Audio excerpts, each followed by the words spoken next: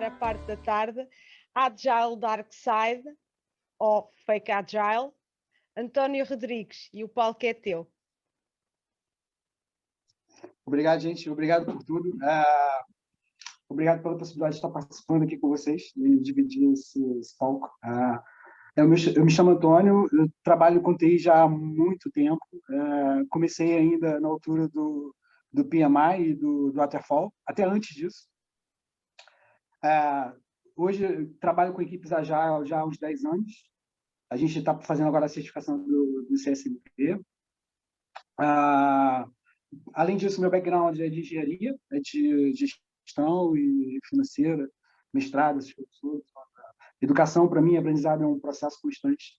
Então, a gente agora vai falar um pouco até sobre isso, sobre essa particularidade de adaptação, que deve ser uma constante, e que hoje é uma constante comum na vida de todos, né?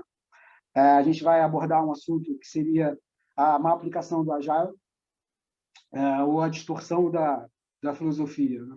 Então, a gente vai começar falando da origem da filosofia, a não prática da mesma, ou uma meia adequação, as mais práticas que nos ajudam a identificar esses pontos de melhoria, tendo sempre como objetivo o processo contínuo de mudança e de melhoria. E o caminho a seguir, né, seria o nosso santo grau da eficiência e satisfação total. Vamos começar logo no início. Um grupo de desenvolvedores cansados de sofrimento, né, no processo de desenvolvimento, decidiu dividir com o resto do mundo um novo paradigma para enfrentar os problemas do desenvolvimento e desafios do software. E aí eu passo a citar os valores e os princípios, que seriam desenvolver e ajudar outros a desenvolver software. Temos vindo a descobrir melhores formas de fazer. Através desse processo, começamos a valorizar indivíduos e interações sobre processos e ferramentas, software funcional mais do que documentação abrangente, a colaboração com o cliente muito mais do que a negociação contratual, responder à mudança mais do que seguir um plano. Ou seja, apesar de reconhecer o valor nos itens à direita, valorizamos mais os itens à esquerda. Desses valores, os princípios que o fundamentam, basicamente, algumas palavras mais pesadas aqui, que eu vou mencionar para não falar de tudo, né? Porque não seria o objetivo, prioridade na satisfação do cliente, as mudanças dos requisitos são sempre bem-vindas, entregar frequentemente software funcionando, entrega contínua, que hoje é bem aceito por todo mundo, né? Se falasse isso uns anos atrás, o pessoal ia arrancar cabelo. Quem tivesse. Pessoas de negócio, desenvolvedores devem trabalhar sempre em conjunto, todos os dias, sempre que possível. Construir projetos em torno de indivíduos sempre motivados. As pessoas são o mais importante de todo esse processo e faz todo o processo. O método eficiente e eficaz de comunicação e preferível deve ser pessoal e face a face, sempre, para não haver problemas de comunicação ou desentendimentos. O software funcionando é a nossa medida primária de progresso. Os processos ágeis devem promover um desenvolvimento sustentável e um ritmo preferencialmente constante. A contínua atenção à excelência técnica, como a gente já viu aí em algumas palestras anteriores, e a simplicidade da arte de fazer o essencial. Isso aqui também é, assim, tem gente aqui que, na verdade, para eles, acho que é um dos princípios mais importantes. Não vou dizer quem é. As equipes devem ser autorrealizáveis e autônomas, de início ao fim. E as equipes devem, em intervalos regulares, se avaliar os processos que podem tornar mais eficazes, refinar esses processos e fazer ajustes e se adaptar se necessário. Então, por que da filosofia, né? Assim, se a gente parar para pensar, tudo que a gente falou até agora tem muito a ver com o método filosófico e empírico de aprendizado.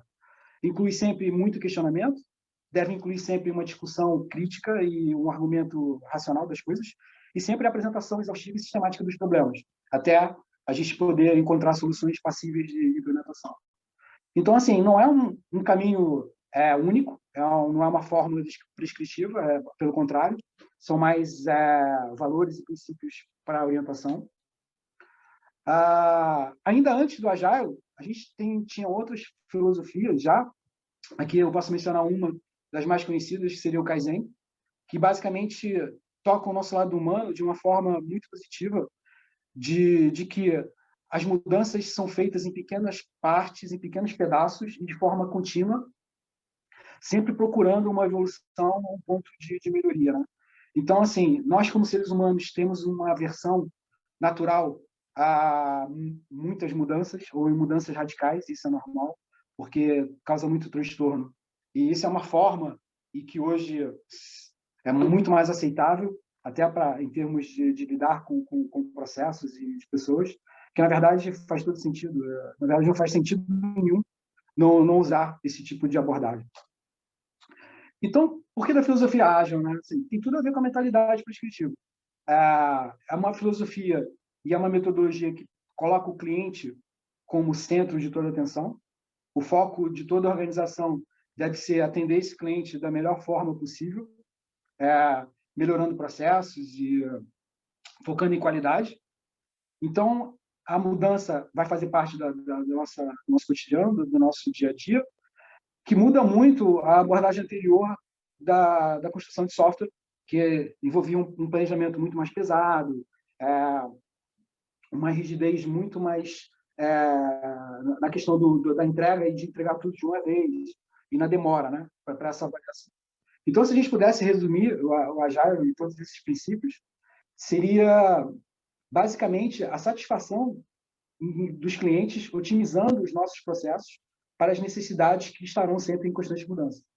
Então, se a gente parar para olhar os dois princípios, os valores, basicamente, essa é um ponto fulcral do Agile para permitir que todas as outras diretrizes permitam esse objetivo maior. O que seria uma má implementação dessa filosofia, né? Em primeiro lugar, assim, não existe uma forma de medir, né? Ok? Então, o que a gente poderia, no máximo, fazer é ver, em termos de aderência, as práticas que nós temos no nosso dia a dia, que oferecem uma aderência maior ou não a essa filosofia e o que vai contra essa filosofia, né? Então, assim, ser ágil é uma mentalidade, uma postura que deve ir do indivíduo, a equipe, até a todos os cantos da organização, que a gente sabe que não é uma tarefa fácil de se conseguir, até porque são muitos anos de aprendizado e de reaprendizado que tem que ser feito, e as pessoas, a gente demora para se adaptar. Então, o Agile, apenas em nome, é quando as empresas se autodenominam Agile, implantam processos parciais ou até, às vezes, processos completos de algum framework ou algum conjunto de práticas Agile. Mas, na verdade, a estrutura organizacional da empresa e a forma de trabalhar continua sendo extremamente burocrática e rígida. Então, isso gera muito atrito entre as equipes, né? Porque você acaba tendo uma empresa como se tivesse duas velocidades, né? Ou dois focos de trabalho. Você vai ter a empresa que está focada no cliente com o objetivo de produzir as funcionalidades, os pedidos, né? E pegar o feedback do cliente para ver se está alcançando o resultado. E um restante de uma empresa que o objetivo é simplesmente saber quantos desses itens já saíram e já foram produzidos. Essa distorção ela acontece não só pela gestão, porque muitas vezes o negócio se sobrepõe aos objetivos de necessidade do cliente, porque são mal interpretados, ou ainda existe aquela postura de que existe alguém que sabe tudo o que o cliente quer, né? E a gente ainda tem muitas organizações assim. Como o Kleber mesmo estava falando, existem muitas corporações que o custo de mudar é muito.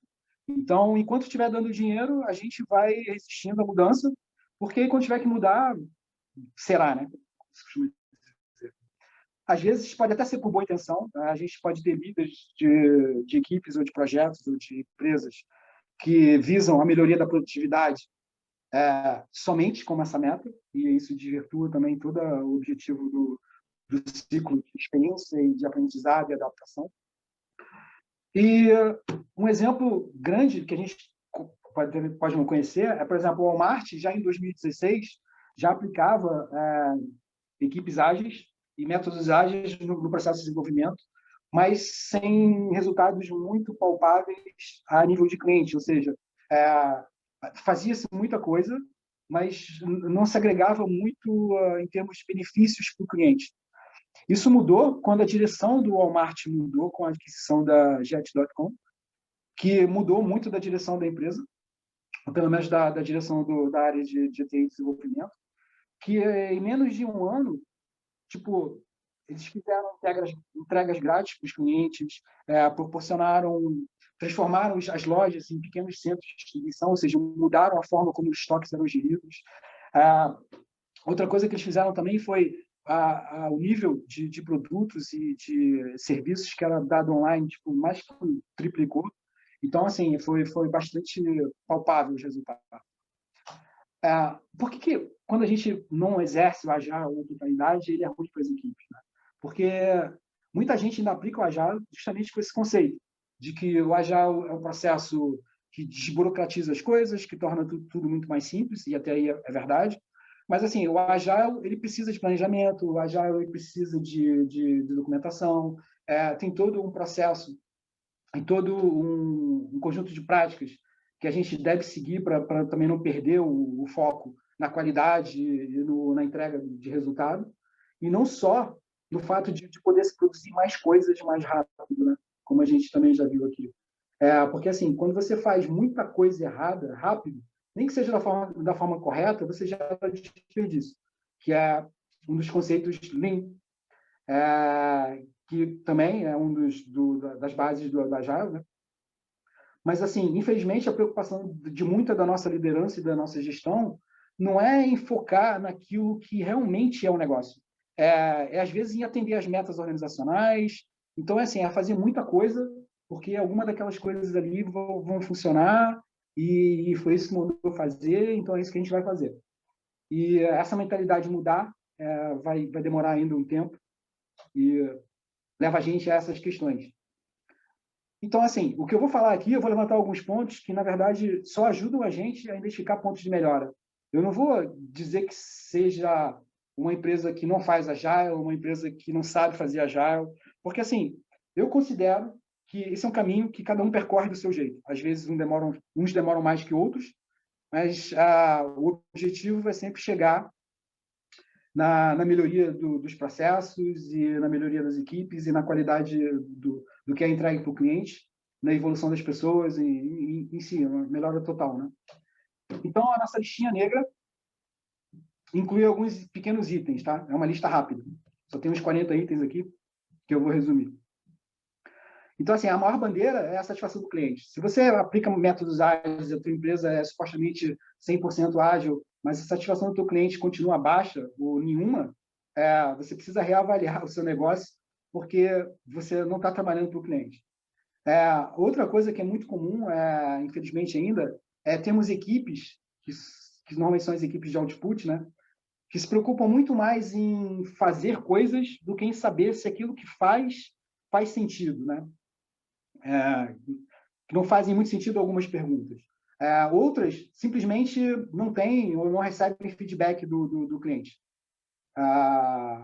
E também não faz parte do processo e não tem nem aí. Um outro problema que é muito comum, e esse assim é um reflexo dos anteriores, é o fato de o planejamento das equipes, não só em termos de planejamento, mas em termos de orçamento, não prever qualquer mudança. Ou seja, você começa fazendo um projeto, um produto, e não prevê espaço para que as adaptações que possam surgir do feedback do cliente, quando existe, possam ser implementadas ainda nesse projeto, né? ou nesse business moment, ou seja, qual for o termo que a gente usa para a interação. Outra coisa é a dicotomia que existe ainda sobre o papel de comando e controle entre chefe e líder, que o Agile exige ou começa a cobrar, né? Porque assim, a gente tem que ter uma postura diferente em relação às pessoas e a forma como os sistemas de decisões são tomados. E, infelizmente, muitas das nossas organizações não mudam com isso. Muitas vezes a gente tem pessoas com nomezinhos bonitinhos fazendo as coisas da mesma forma que antigamente.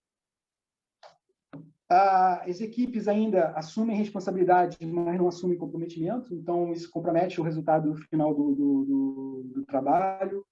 Ainda temos muitas áreas da equipe ou muita gente fazendo microgerenciamento porque se preocupa muito mais com o resultado, com o tempo de implementação e da produtividade do que realmente com o resultado do trabalho.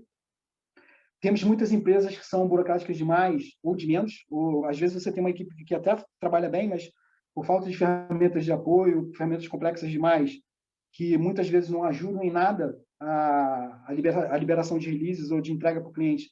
Só, na verdade, a única funcionalidade é pegar, coletar dados para gestão.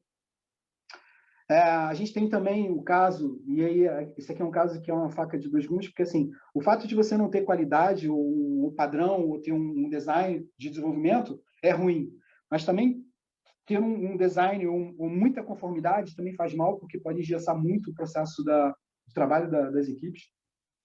Aqui tem um mito também que surgiu com a Agile, que é o fato de não haver documentação.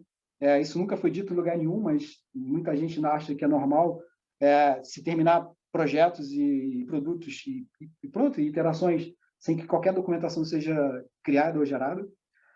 O fato de ainda persistir processos que geram desperdício, sejam reuniões ou alguns processos burocráticos organizacionais que são mantidos, apesar de não estarem previstos em qualquer framework ou processo Agile.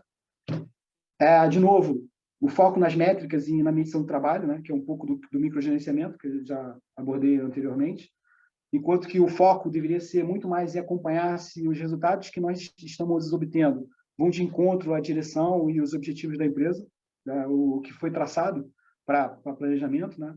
Porque, de novo, vamos repetir que não se trata de fazer mais, embora uma empresa, a agilidade te permita ter mais agilidade para enfrentar mudanças e fazer coisas mais rápido, isso não quer dizer que seja feito da forma ideal, ou, na verdade, você vai estar fazendo mais coisa errada corretamente, né? Da forma correta. Aqui a gente também tem uma figura que eu poderia chamar de, em vez de PO, chamado Team Output Manager, que é o Product Owner, cuja preocupação com o produto, ou seja, a visão dele do produto é quase nenhuma, porque ele recebe uma lista de coisas que ele tem que implementar ao longo das interações e é isso que vai sair no resultado final, não importa qual a visão, seja o que for para produtos ou projeto. E aqui vale lembrar que o excesso de produção é um desperdício, tá? Que as pessoas, na verdade, elogiam. Não haver inspeção, ou o fato da inspeção ser uma coreografia burocrática, isso, assim, isso é uma falha muito complexa, porque se você não tem capacidade para inspecionar e se autoavaliar, você perde a tua capacidade de adaptação. Então, as próximas iterações são simplesmente scripts to failure, ou seja, uma corrida para o precipício. Conceitos bem simples, como o done but not released, ou seja, a definição de done da equipe é diferente da definição de entrega do cliente. Ou seja, eu considero o produto entregue, mas não entregue pela equipe, mas não entregue ao cliente. E esse período pode ser muito grande, pode ser de várias iterações. O fato de ainda existir muita controvérsia com o backlog, seja o backlog da interação, ou seja o backlog do próprio produto do projeto. Muita gente ainda vê o backlog como se fosse uma entidade imutável e nunca deveria ser, porque durante o projeto é natural que existam alterações e imprevistos, e a gente deveria trabalhar para o objetivo maior, que seria alcançar o objetivo do projeto, do produto, que não necessariamente é cumprir o escopo, e essa diferença é crucial. O fato das equipes serem grandes, às vezes, por exemplo, a Amazon tinha uma regra de two-pizza rule, que era 2 pizzas tinham que dar para o almoço da equipe. Se não desse, é porque alguém tinha que ficar de fora. Então, isso é bem legal, mas ajuda a demonstrar um pouco do que seria a dificuldade que a equipe tem de comunicação e de colaboração. E a outra são ciclos de interação que são muito longos, né? Tipo, você tem um período de interação até você receber feedback do cliente, saber se as coisas correram bem ou não, que podem demorar 3, 4, 5 interações. Então, você perde um pouco da tua capacidade de reação sobre o que você pode entregar. Isso também gera, às vezes, você criar um monte de funcionalidades, deixa isso como se fosse um estoque guardado, porque quando o cliente receber, já esse período já expirou, né? Então, qual seria o caminho correto, né? O que seria o quê? Nosso remédio mágico? Na verdade, ele não existe. Essa busca do santo grau, que por isso que eu coloquei aqui, né?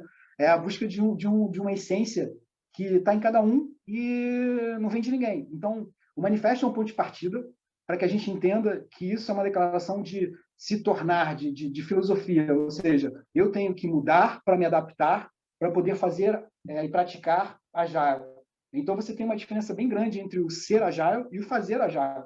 Você tem todo um mindset inicial, em que você muda esse mindset, você aplica esses valores, esses princípios, você cria essas práticas, e essas práticas vão criando os processos, e isso vai se adequando, e isso é um ciclo, é sempre um ciclo constante.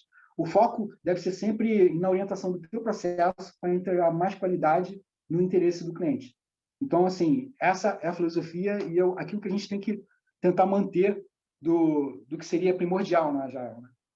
Agora, um pouco do que nos espera, né? O Agile tem tido muito sucesso, e esse sucesso, como tudo na vida, traz coisas boas e ruins. Hoje se fala muito já na morte do Agile, no pós-Agile, no scaling Agile, e sei lá, são tantos flavors de Agile, mas que quando a gente para pensar, no fundo, essa filosofia se mantém a mesma. O que muda um pouco é a forma de implementar o processo, ou seja, o que for.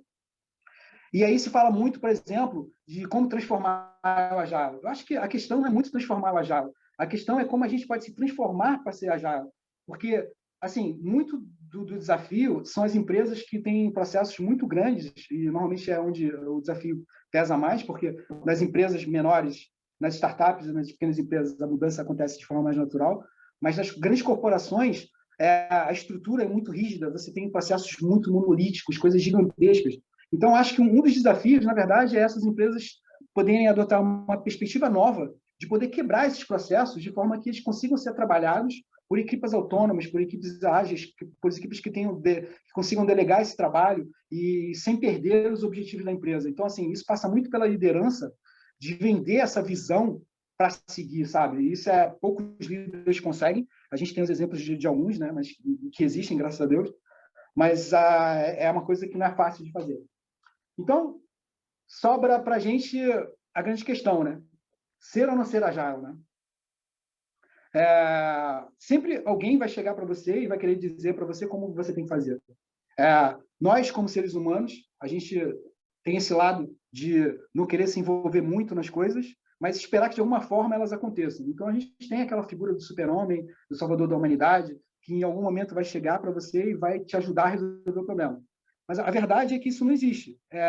O que existe são um conjunto de experiências e um conjunto de situações que você, mais que ninguém, vive e tem esse feeling, que você deve usar nesse contexto e aplicar essas regras para tentar resolver o teu problema. E, assim, com a experiência, você vai adquirir mais experiência, você vai aprender a fazer melhor, e você vai melhorar isso, e você vai continuar. Isso é um passo a passo. Só que, assim, isso é um caminho que vai ser diferente para cada empresa, para cada equipe, e que a gente tem que achar isso natural. O problema é esse, o problema é que a gente não acha isso natural. A gente sempre espera que seja alguma coisa muito descritiva de passo a passo. E aí vem o nosso lado aqui do mestre Yoda, né? Assim, na verdade, a gente aprende muito mais com os erros do que com o sucesso. O sucesso, às vezes, traz para a gente arrogância e até um pouco de ignorância das coisas, porque a gente deixa de poder ter uma vista, uma perspectiva imparcial de como resolver problemas. Então, assim, seja já, toma uma postura não só no profissional, mas também na tua vida, na forma como você lida com as coisas, de saber que, assim, não adianta você lutar contra a vida. As mudanças vão estar lá, elas vão acontecer. Você pode ter sorte e você ficar no seu emprego a vida inteira. Por exemplo, eu conheço pessoas que trabalharam a vida inteira no mesmo lugar. Mas, assim, que eu acho que eu não sou assim, mas pronto. Eu valorizo muito quem é assim. Você estabelece as suas metas, você vai e executa pequenos passos em direção a essas metas, avalia sempre o seu progresso, depois vê o que você pode, o que você aprendeu, o que você fez bem, o que você fez mal, o que você pode melhorar, e você repete, porque assim, é isso que a gente faz a vida inteira. A gente, assim, hoje eu estou dizendo para vocês que isso é normal admitir que isso seja assim. É normal e as pessoas até vão gostar de ouvir. Se fosse uns anos atrás, eu chamava vocês de maluco, ou pronto, mas isso ainda gera muita controvérsia. Mas as pessoas precisam ter coragem de saber que não existe uma regra normal e universal para todo mundo. Existe, sim, um conjunto de regras e orientação, mas o caminho é único e cada um tem que seguir. E isso já dizia o nosso amigo filósofo ali de muito tempo atrás, e psicólogo também. Então, assim, o que a gente precisa para resolver esses problemas, né? No fim está tudo aqui.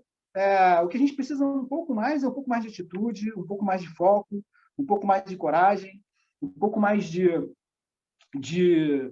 saber lidar com isso para poder enfrentar essas pessoas, não seja bem enfrentar, mas poder emitir a tua opinião, usar esses teus valores, melhorar as tuas práticas, no fundo, pegar feedback, saber o que você está fazendo bem, o que você está fazendo mal, rever isso, refinar e, pronto, cria um novo conjunto de práticas e volta tudo de novo, entendeu? No fundo, acho que isso é a diferença. A gente hoje, por exemplo, eu luto muito nas minhas equipes, porque a voz de todo mundo tem que ser ouvida e faz toda a diferença do mundo. Você fazer um trabalho, no fundo, você ter reconhecimento, é toda a diferença que uma equipe pode esperar. E, dito isso, vamos recomeçar? Acho que até sobrou tempo, hein? Ou foi na conta? Dúvidas? É sempre na conta. Questões? É sempre na conta, António. Discussões? Você ganhou 5 minutos para perguntas, olha que bom. Pouco menos. Eu Fantástico, queria ver se dava Antônio. para gerar Fantástico. discussão. Então, pessoal, perguntas aqui para o nosso António.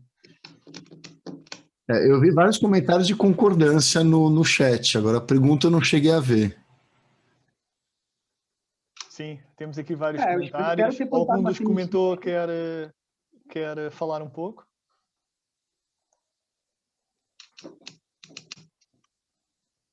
Pô, não tem discussão, gente? Estou entendendo. Ó, o Luciano quer falar, vamos lá. Vamos lá, Luciano. Antônio, parabéns pela palestra aí, bastante legal. Obrigado, Luciano. Obrigado. Só tem um daqueles pontos que você colocou ali que às vezes eu discordo um pouco sobre a questão do Doni Released, né? Que às vezes, a depender do projeto, né, a depender de onde o projeto é feito, a depender de algumas questões, vamos dizer assim, burocráticas da empresa, né, às vezes a equipe já deu como Doni, já está em algum tipo de ambiente de homologação, por exemplo, mas por questões legais só pode ser release de determinados períodos de tempo, determinada data, né? Então, às vezes eu tenho cautela, né, quando vai falar sobre o Doni, para não ter, assim, o Doni em tese, o PO deu aceite, né?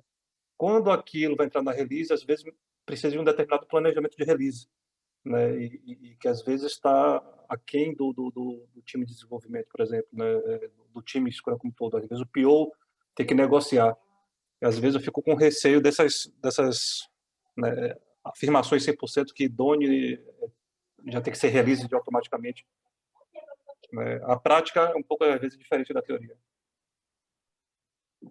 Sim, concordo. A diferença toda é essa. Assim, o ideal é que quando você termine e você dê dano, o cliente receba o produto. Então, assim, toda a filosofia que a gente discute, na verdade, é como melhorar os nossos processos para que isso aconteça. Né?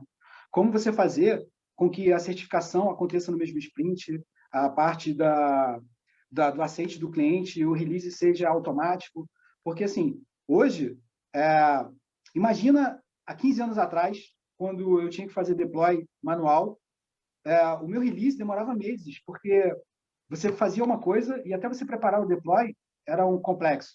Hoje, eu ainda estou numa situação, por exemplo, eu trabalho no banco, mas, infelizmente, apesar da gente já ter muito de integração contínua, etc., e usar ferramentas de integração contínua, muitos dos nossos processos atrasam o release em um mês.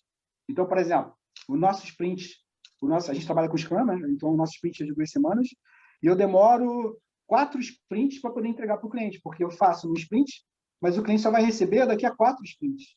Então, assim, eu sei que o mundo real é diferente do ideal, ou seja, mas isso não quer dizer que a gente não persiga isso, entende? É por isso que eu estou falando da filosofia e é por isso que eu falo da orientação. Isso não é um conjunto de regras que você tem que seguir cegamente, sabe? É um conjunto de regras tipo, eu tenho esse item para melhorar, como você deve ter aí. Então, eu também trabalho em banco, também sei que tem que fazer coisas por necessidades jurídicas, que eu tenho que aplicar até antes disso, porque às vezes as questões jurídicas são o contrário lá no banco, porque quando tem que estar no outro dia, elas vão para a produção assim, rapidinho, sabe? É bem um pouco o contrário do que você falou. Mas a realidade a gente sabe, mas isso não deve impedir a gente de trabalhar para alcançar essa metodologia, né? essa questão. Agora, se você tem um método que você deve melhorar, faça. Faça com que o deploy seja no clique de um botão, que demore 5 minutos. E aí, quando chegar no dia, daqui a 30 dias, você vai lá e clica e publica. Porque, assim, a diferença do dano para a equipe realmente vai depender de equipe para equipe, de acordo com, como eu falei. Você tem uma equipe que funciona de um jeito, mas a organização funciona do outro, então não adianta você dar dano. O dano vai ser quando o cliente receber. Assim, a gente seria o nosso dano empírico, né, digamos assim. Mas espero que tenha ajudado. Aí só mais uma provocação. Luciano, Ah, vais ter que provocar, concern of time, vais ter que perguntar, vais provocar o António no chat, se quiserem, podem continuar a conversa um Ou no bocadinho. link off. no link off. Isso vai ser por link No off, Lean por link off. Coffee, Exatamente. quinta-feira discutir. temos Lean Coffee, podemos continuar a discussão lá, que a discussão estava belíssima. Luciano, obrigada pelas tuas questões. António, não sei se leste o chat, mas os parabéns foram mais que muitos, portanto, muito obrigada pela tua participação e pelo teu bom trabalho. E agora, vamos continuar.